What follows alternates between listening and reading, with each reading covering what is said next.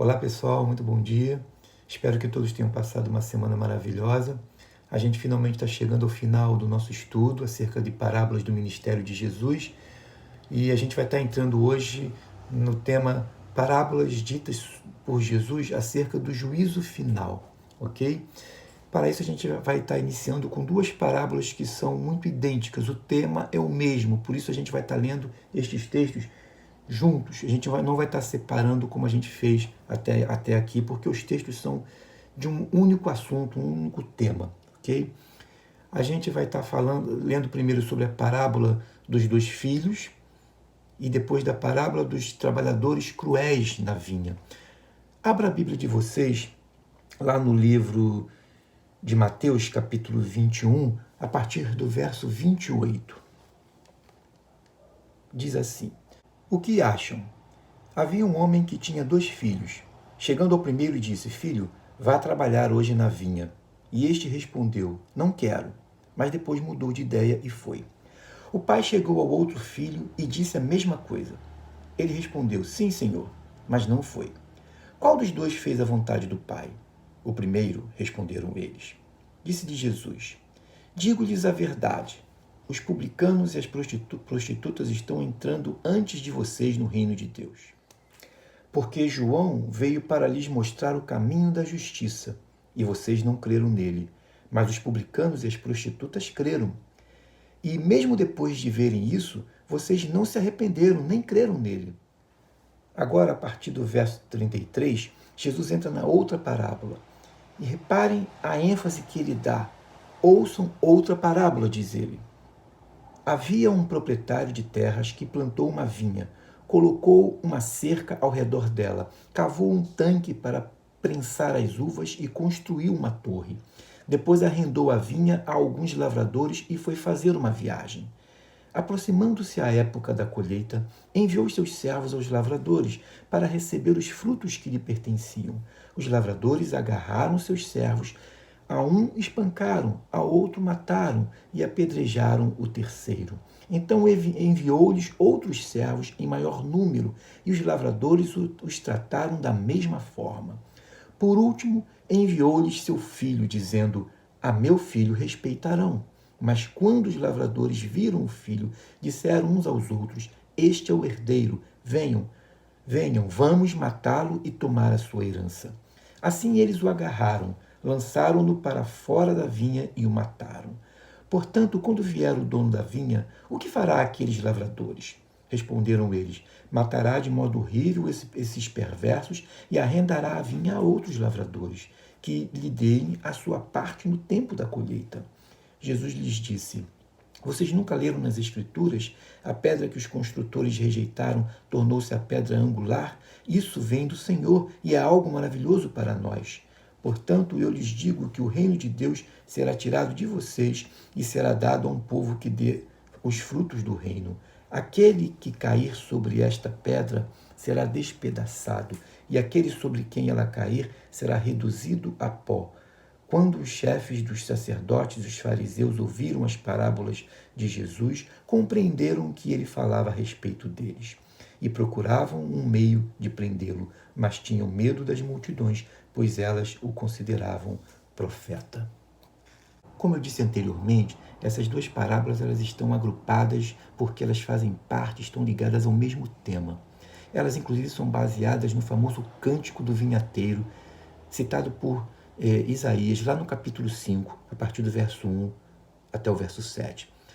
Jesus vai inspirar-se nesta parábola de Isaías e ele vai, então, descrever estas duas últimas parábolas que a gente acabou de ler.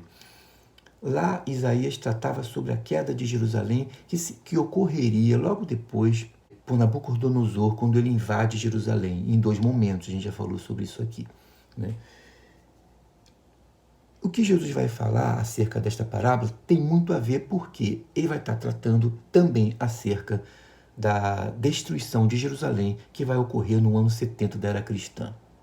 Portanto, essas duas parábolas estão intimamente ligadas com a parábola de Isaías. Isso eu estou querendo fazer questão de afirmar isso, porque para que você entenda que quando as pessoas ouviram, tanto líderes religiosos como o povo mais simples, eles entenderam perfeitamente o significado disso, porque eles já conheciam o cântico, que era um cântico muito famoso, o Cântico do Vinhateiro, ok? Só para poder sintonizar vocês acerca da importância e onde Jesus foi buscar a inspiração para citar estas parábolas. Eu pus esse slide aí para vocês acompanharem comigo aqui acerca destas duas parábolas. Na primeira parábola dos dois filhos, Jesus está condenando o método que os líderes religiosos usaram para rejeitar o seu testemunho. Qual o método? Sobretudo, a gente já vai ver daqui a pouquinho, quando a gente for analisar o contexto acima, como eu falei anteriormente. O método da mentira, do engano, da hipocrisia. E na segunda parábola, que é dos cruéis trabalhadores, ele os condena por suas motivações. E que motivações são essas? A violência registrada ali. Eles assassinavam todos aqueles que Deus enviava para chamar a atenção deles, para corrigi-los. Corrupção. Havia muita corrupção em Israel. Havia corrupção também no tempo de Jesus. No Antigo Testamento, quando Isaías lançou aquela parábola da vinha também, chamava a atenção acerca do abandono dos mais pobres. Eu tenho falado sobre isso aqui já algumas vezes, a importância tanto dos cronistas como dos profetas. Os cronistas eles apontavam o pecado de Israel quanto à idolatria. Revelavam muito sobre a idolatria do povo de Israel. E os profetas vão estar lutando e se baseando muito no pecado social, ou seja, abandonavam os mais pobres. De maneira que havia muita corrupção. Então, Jesus está chamando a atenção na segunda parábola acerca disso também, na ganância. Por quê? Na verdade, eles vão matar, inclusive, o filho para poder se apoderar da vinha. É interessante que me faz lembrar do que Jesus disse, que desde João Batista para cá, disse ele, o reino de Deus é tomado por esforço. Olha que coisa interessante. Aqui nesta parábola dos trabalhadores cruéis da vinha, revela exatamente essa crueldade mesmo. A ganância pelo poder. Lá em João, inclusive, é dito que eles resolvem matar Jesus porque Jesus ressuscitara Lázaro. A dureza de coração era tão grande que eles resolvem também assassinar Lázaro. Olha que coisa tremenda. Mas sabe qual foi a motivação? Vá lá em João que você vai ver. Eles dizem claramente porque o Império Romano virá e nos destituirá. Porque a partir de agora, com essa ressurreição, ele será aclamado como rei. E nós seremos destituídos do nosso poder. Olha o grau profundo, o nível de ganância que esses religiosos, os líderes de Israel tinham em seu coração. Né? Vamos agora observar a partir do capítulo 1, do verso 21, para a gente poder entender a compreensão como um todo dessas duas parábolas, analisando o contexto que está acima delas. Ok? Observe que Mateus faz logo o registro da purificação do templo de Jerusalém. É interessante observar, eu vou chamar a atenção aqui de vocês sobre isso, porque Mateus, Marcos e Lucas faz o registro da purificação do templo exatamente no tempo correto dele, na ordem cronológica dos fatos, que é no momento final, onde Jesus vai para ser crucificado. João, ele coloca no início, como se ele estivesse colocando no início do ministério de Jesus. Porque João, como eu já falei anteriormente, ele é o único livro completamente 100% diferente dos três. Por isso que os três são chamados de sinóticos, similares, parecidos, idênticos. João não faz um livro assim, ele faz um livro, como eu disse na aula anterior, um livro teológico. É o único dos 4 evangelhos que é um livro teológico. Ok? Portanto, ele divide o seu livro por tema, por assunto. E logo no início ele está tratando sobre purificação. Então, reparem que ele colocou a entrada triunfal de Jesus em Jerusalém logo depois do episódio da transformação da água em vinho. E logo em seguida, no capítulo 3, ele vai estar tratando também sobre a conversão de Nicodemos, onde ele vai estar dizendo que era necessário que ele nascesse da água e do Espírito. Ora, Para João, o tema é um só. A purificação do templo se dá porque, na verdade, o templo era a cara, o espelho da corrupção que havia em Israel naquele momento. Como ele diz, transformaram a casa do Senhor em covil de ladrões e salteadores. Porque, na verdade, é o que tinha lá dentro. Porque os religiosos assaltavam a casa de Deus. Então, aquilo que havia no pátio externo ali, chamado pátio externo, onde se vendia de tudo, comprava-se tudo, uma série de coisas, aquilo tudo ali, e a gente sabe muito bem que a história relata sobre isso, que aqueles que eles vendiam, os sacerdotes ganhavam uma graninha por fora, ganhavam um percentual por fora. A corrupção era generalizada. Então, a purificação era necessária. Por isso, então, que João vai colocar a entrada triunfal de Jesus em Jerusalém no início de seu livro, porque ele está tratando exatamente de uma coisa muito importante. Para Israel, a purificação era feita por água. A água tinha um simbolismo muito forte na cultura de Israel. Então, ele está querendo dizer que a partir de agora a purificação será por sangue. Por isso, a transformação da água em vinho, que vai simbolizar o sangue de Jesus. E depois a Jesus purificando o templo. E depois, mais tarde, um pouco depois, no capítulo 3, falando explicitamente para Nicodemos. Logo em seguida, agora, você vai ver que Mateus está fazendo o registro da maldição da figueira. Jesus se aproxima daquela figueira a fim de alimentar-se dela, pegar do seu fruto. O que levou ele a fazer isso é porque ele olhou para ela e viu que ela tinha folha. Na figueira o processo é o inverso. Se ela tem folha, é porque ela tem figo. Porque o figo nasce primeiro, o fruto nasce primeiro. Diferentemente nas demais árvores, que nasce primeiro a folha, nasce o broto em seguida, para depois vir o fruto. Na figueira o fruto vem antes. Ora, se tinha folha, é porque tinha também figo. Então significava dizer que aquela figueira era uma figueira anômala, era uma figueira doente. Então Jesus a amaldiçoa. Ora, ele fez isso primeiro, é importante observar, porque ele tem autoridade, ele é Senhor, ele é Criador de todas as coisas, Criador da natureza. O capítulo 1 de João coloca como ele sendo o Criador do universo e Criador de tudo que temos. Porque qualquer órgão aí de proteção à natureza, lendo isso aqui, vai se indignar com Jesus. Greenpeace, quando lê isso aqui, pode se indignar com Jesus, ao ver que ele está destruindo, fazendo secar uma árvore, coisa que é proibida, a gente sabe disso, no nosso município e daqui do Rio de Janeiro e qualquer outro município pelo Brasil afora, é proibido você destruir uma ordem, tem que ter a autorização da prefeitura. Mas ele tem autoridade, ele é autoridade sobre todas as coisas, ele é criador de todas as coisas. E, sobretudo, isso é um ensinamento para os discípulos. O que Jesus está querendo dizer é que aquela figueira, que já é símbolo de Israel, a árvore figueira é símbolo da nação de Israel, a gente sabe disso. Ele está querendo dizer que Israel é como aquela figueira. Ela, como nação, está oca por dentro, vazia, não produz fruto. É como sepulcro caiado. Portanto, Israel tinha toda uma estrutura religiosa muito bonita, né? Um templo belíssimo para se praticar a adoração. Toda a estrutura realmente religiosa, de chamar a atenção de todas as nações daquela época. Mas era tudo vazio. Por dentro não passava de sepulcro caiado. Não havia fé. Havia, sim, líderes gananciosos, como a gente falou agora há pouco, e, sobretudo, hipócritas, porque essa hipocrisia vai ser revelada no próximo ponto, que, inclusive, essa hipocrisia que vai levar Jesus a narrar essas duas parábolas.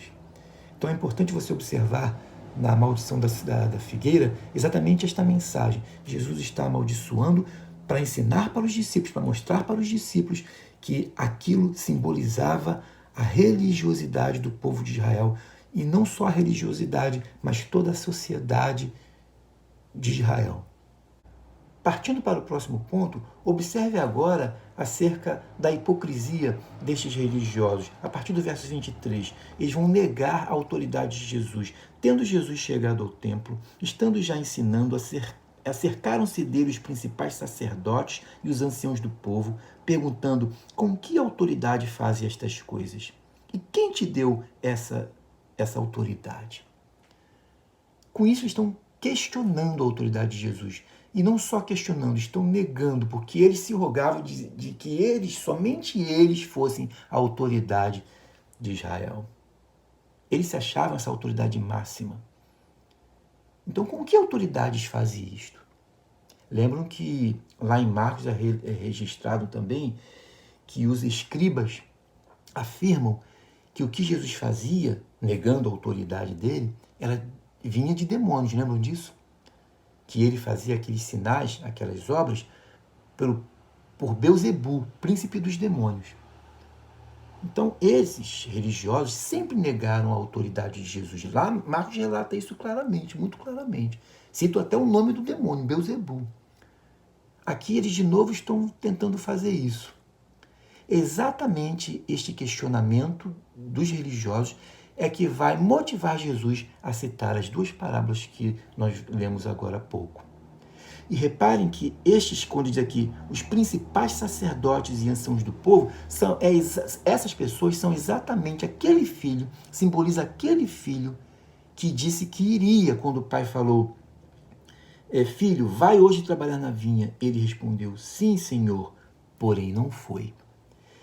Então, aproximando agora das parábolas, Jesus está nos ensinando aqui que Israel, que tinha toda uma estrutura fantástica, mas era oca por dentro, e os seus líderes religiosos, que vai ser questionado na próxima parábola, como sendo aqueles que eram os lavradores maus, perversos, eles só eram religiosos, não havia nada mais.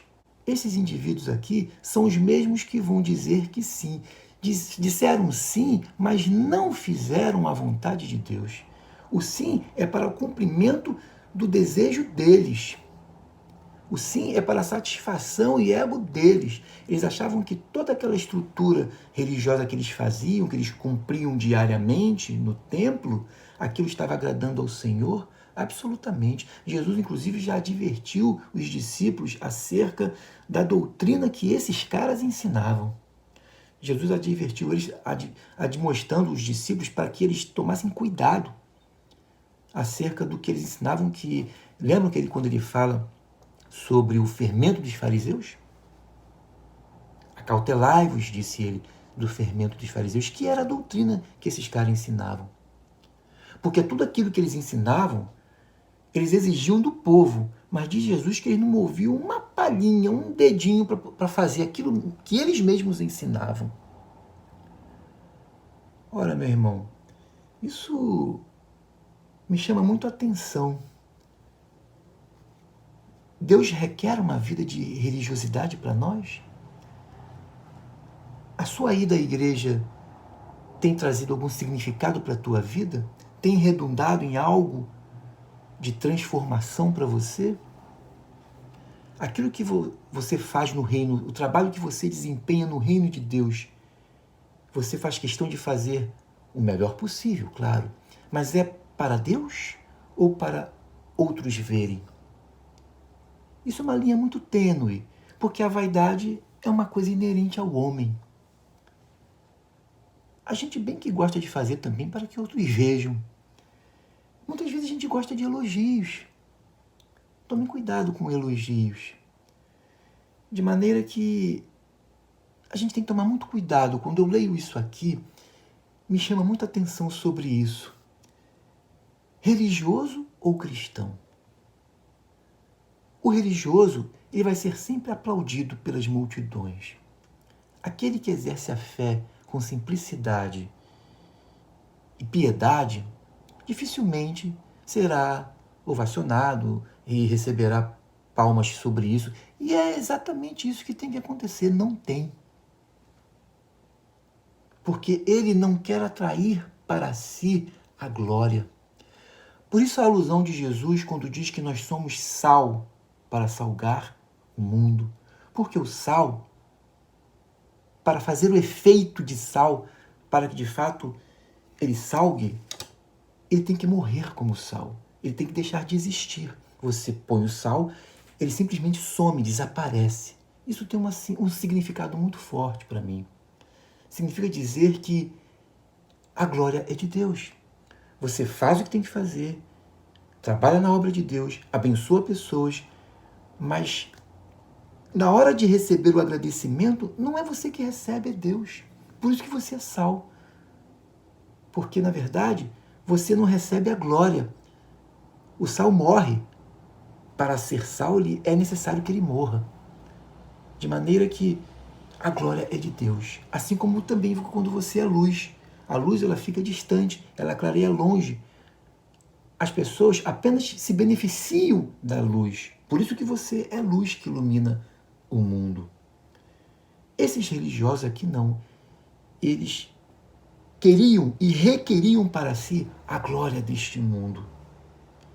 Então Jesus vai duramente chamar a atenção deles, dizendo que eles mais tarde vão ser rejeitados na próxima parábola, porque eles disseram sim, mas na verdade não executavam a obra de Deus conforme o querer de Deus, mas conforme o querer deles, porque a religiosidade era muito bonita. Olhando de uma maneira assim, muito nua e crua, havia perfeição naquilo que eles faziam. Mas Deus, sobretudo, conhece os corações e via e sabia que o que eles faziam era para ganância e satisfação própria.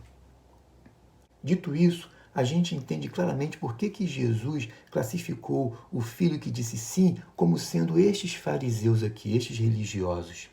E Jesus sabiamente vai devolver a pergunta que eles fizeram com uma outra pergunta. Eu só respondo se vocês me responderem também uma pergunta. O batismo de João é do céu ou da terra? Olha que eles sabiam dar a resposta, mas preferiram partir pela via da mentira. Aliás, é uma outra característica do religioso. Ele é mentiroso. Observem, eles sabiam, porque eles inteligentemente interpretaram a resposta que tinham que dar para Jesus. Se a gente disser que é do céu, olha, então por que vocês não ouvem o que João Batista falava? Se dissermos que é do homem, nós tememos a multidão, porque a multidão acreditava que ele era um homem de Deus, era do céu. No entanto, eles sabiam que o batismo de João era do céu.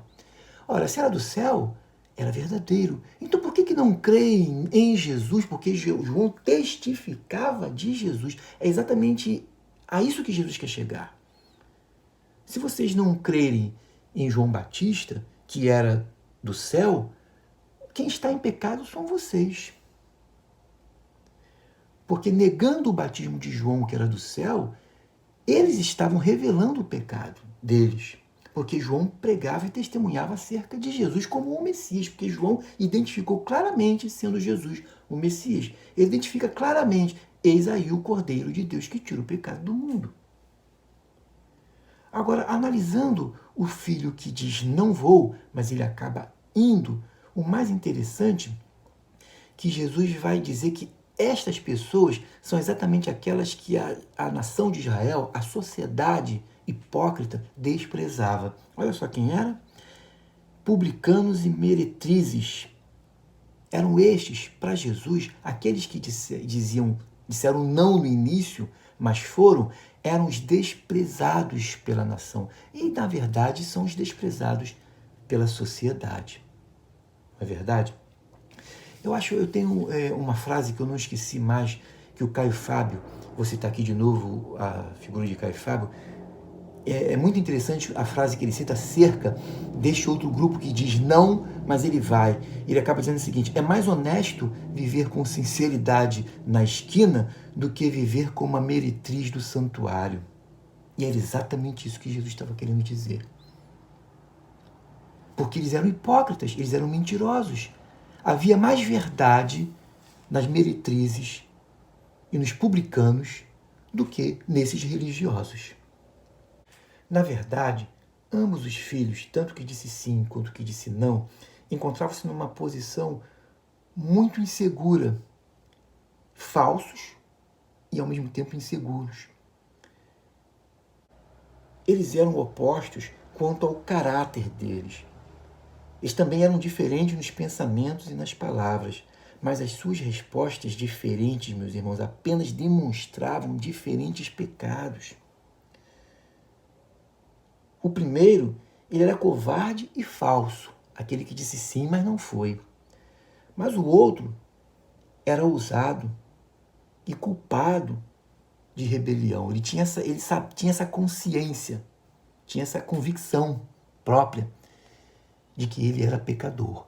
Lembra também da parábola quando Jesus cita o coletor de impostos e o fariseu que vão ao templo orar e ele bate no peito reconhecendo o seu pecado.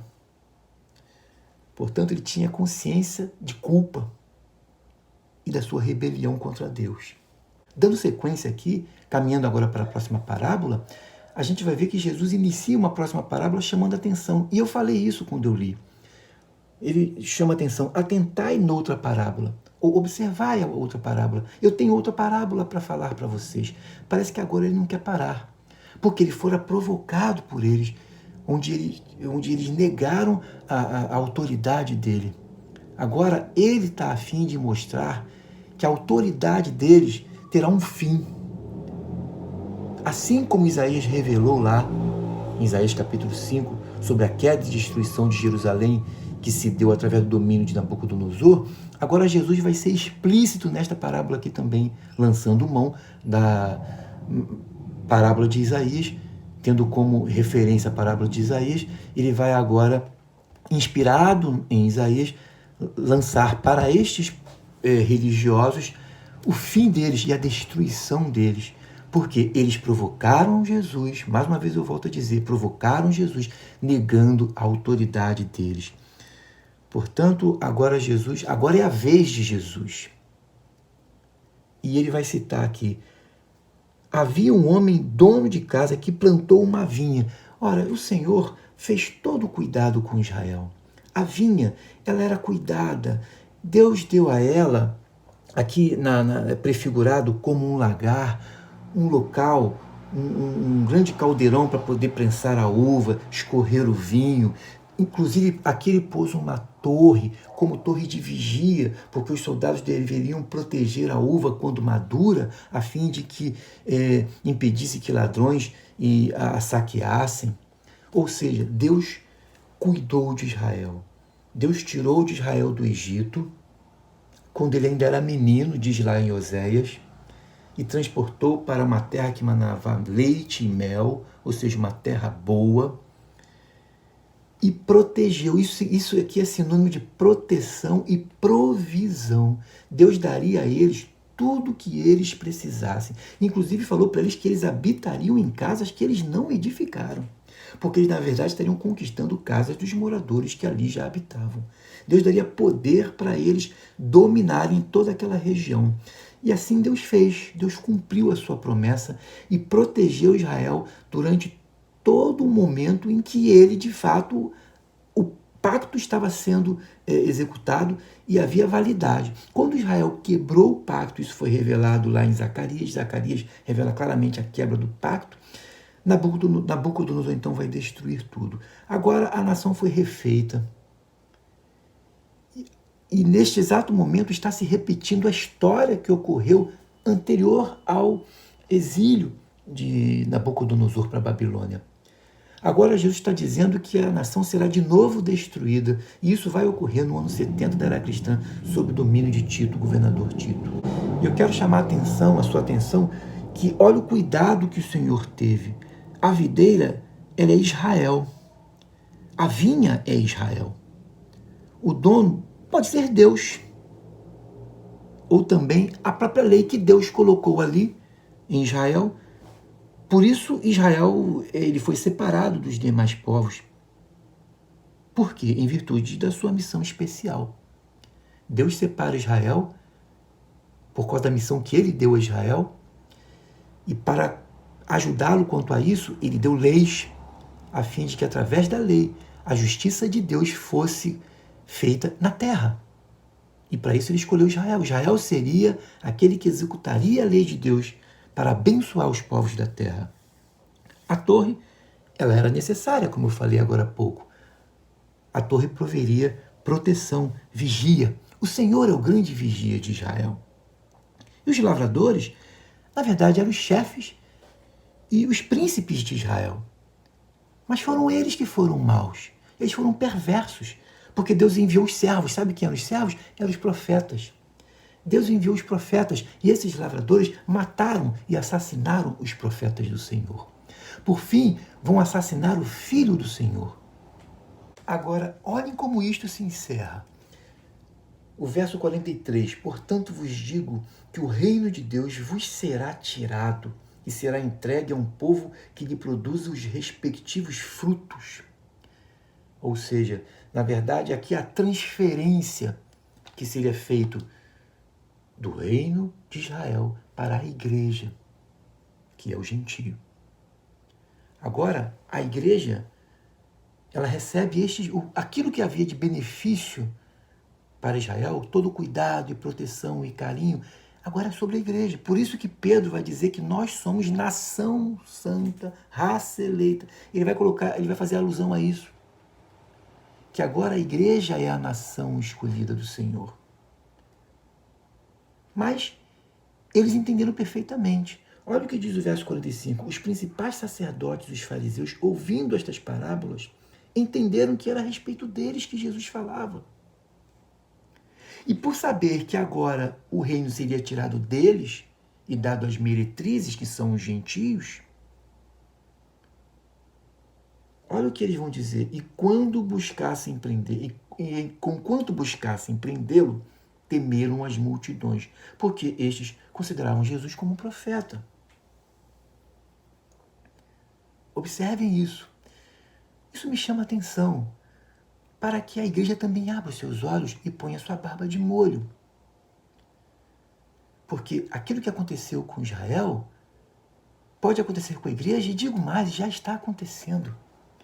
Que logo no início, quando Constantino se converte, alguns até têm dúvida se ele se converteu, eu até creio na conversão de Constantino, na boa intenção dele, na boa vontade, mas como diz o ditado, de boa intenção o inferno está cheio, ele criou a religião do cristianismo. Porque Jesus criou um movimento o quê? Daqueles que pudessem andar por fé. Esse era o movimento de Jesus. Não havia religiosidade naquilo que Jesus ensinava. Você consegue ver religiosidade lendo o Evangelho? Você consegue ver realmente, seja sincero, você consegue enxergar religiosidade naquilo que Jesus está fazendo, ensinando, pregando? Não consigo enxergar espírito de religiosidade naquilo que Jesus ensina e prega. Mas eu queria ir lá para o livro de Romanos para mostrar para vocês que isso que Jesus está falando, que o reino seria tirado deles, mas olha o que Jesus vai falar através de Paulo, porque é o Espírito Santo que fala através de Paulo. Vamos lá para Romanos capítulo 11. Como eu falei que a igreja tem que botar a sua barba de molho e tomar cuidado, olhar para si própria, ao invés de ficar olhando, inclusive, para o pecado de Israel que fez ele cair, né? E muitas vezes lembrando que eles negaram o seu Messias, diz aqui o verso 22, lá no capítulo 11, considerai, pois, a bondade e a severidade de Deus, para com os que caíram, severidade, que é Israel, mas para contigo, que é o gentio, que somos nós, a bondade de Deus. Deus teve misericórdia de nós. Se nela permaneceres, disse ele aqui, se nós permanecemos na bondade de Deus, de outra sorte, também nós seremos cortados, diz ele. Portanto, haverá bondade enquanto permanecer. Aqui o texto é claro. Olha só o que diz o verso 25. Porque não quero, irmãos, que ignoreis este mistério, entre parênteses, para que não sejais presumidos em vós mesmos. Portanto, a arrogância e o orgulho não pode nos encher, não pode dominar o nosso ser acerca deste mistério, que veio endurecimento em parte a Israel, até que haja entrada a plenitude dos gentios. Portanto, há um tempo determinado por Deus para que isto aconteça. Haverá um tempo em que a misericórdia do Senhor se voltará para Israel. E diz aqui Paulo que então eles se converteriam. E assim todo Israel será salvo, como está escrito. Virá de Sião o libertador, e ele apartará de Jacó a impiedade. Isso no momento final, no momento escatológico final.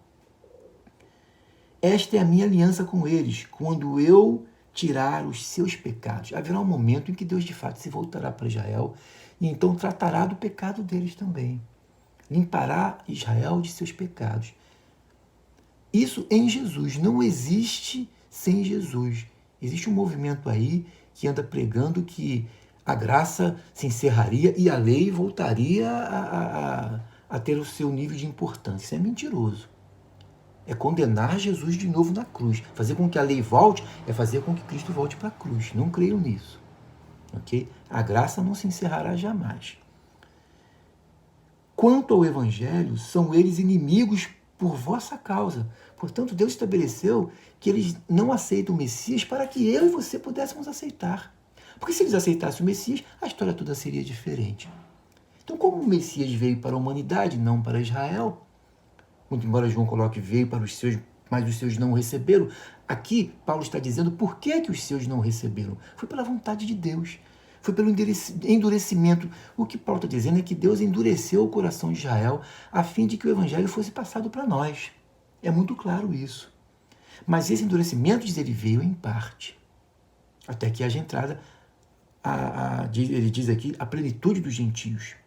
Mas por que Deus faz isso com eles? Sabe por quê? Olha o que diz o final do verso 28. Porém, a eleição... Desculpa, vou ler de novo o verso 28. Quanto ao evangelho, são eles inimigos por vossa causa. Quanto, porém, à eleição, amados por causa dos patriarcas. Sabe por quê? Porque os dons e a vocação de Deus são irrevogáveis. Aquilo que Deus prometeu, aquilo que Deus deu a Israel, não tirará jamais. Assim é a promessa para nós. Assim, aquilo que Deus deu para a igreja, não tirará jamais. As mesmas prerrogativas que são ditas para Israel são ditas hoje para a igreja. Os dons que a igreja tem são irrevogáveis. Deus não revogará jamais. Portanto, meu irmão, o dom que Deus deu a você, ele é teu. Ninguém poderá tomar de você. Você tem que exercê-lo no reino de Deus e tentar fazer exatamente o que Jesus disse lá que faríamos. Dissemos não no início, porque éramos perdidos e pecadores. Antes, nós andávamos desgarrados, como ovelhas que não tinham um pastor. Lembra disso? Assim era o gentio. Nós dizíamos não para Deus, mas no momento em que eu digo sim para Ele, agora eu tenho que, e Ele me enche de dons, eu tenho que exercer esses dons no reino de Deus. Não faça como aquele primeiro filho que disse que queria ir, que iria, mas na verdade não foi. Porque os dons e a vocação de Deus são irrevogáveis a nosso favor. É claro que quando Paulo está falando acerca do dom irrevogável, está falando sobretudo acerca da salvação. Que ninguém roubará e ninguém tirará isso jamais de nós, muito menos Deus. Uma vez que Ele nos concedeu a salvação, salvos para sempre. Este é o ensinamento bíblico. Eu quero encerrar esta lição deixando um incentivo para nós aqui, uma reflexão acerca do que estas parábolas falam para a gente. Que uma vez salvos, meus irmãos, como acabei de falar agora, salvos para sempre, uma vez que nós somos salvos para servir o Senhor.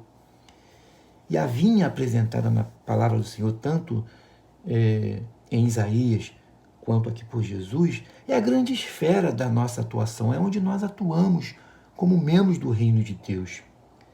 Na verdade, há uma vinha para cada filho cuidar. E se nós negligenciarmos, ninguém mais cuidará dela. O que Deus deu a você, somente você pode fazer. Outro poderá fazer, porém de maneira diferente. Mas Deus nos concedeu um DNA, cada um tem um DNA diferente. Por isso, a marca do DNA que você deixará no reino de Deus será apenas sua, de mais ninguém. E lembre-se que para cada um, ele tem uma tarefa específica que deve ser desempenhada enquanto for hoje. Hoje é o grande dia. Deus te abençoe, um grande abraço e fique na paz. Tenha você um bom domingo